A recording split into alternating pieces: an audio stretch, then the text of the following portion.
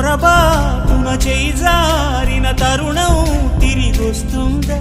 ప్రతి పూటొక పుటలా తన పాఠం వివరిస్తుందా?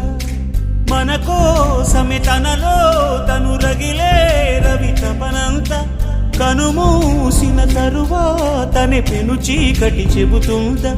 కడతేరని పయనాలెన్ని, పడదోసిన ప్రణయాలెన్ని అని తిరగే ఛాయా చరిత పుటలు, వెను చూడక ఉరికే కథలు, తమ ముందు తరాలకు స్మృతుల చితులు అందించాలా ప్రేమికులు. ఇది కాదే విధిరాత, అనుకోదేం ఎదురీత.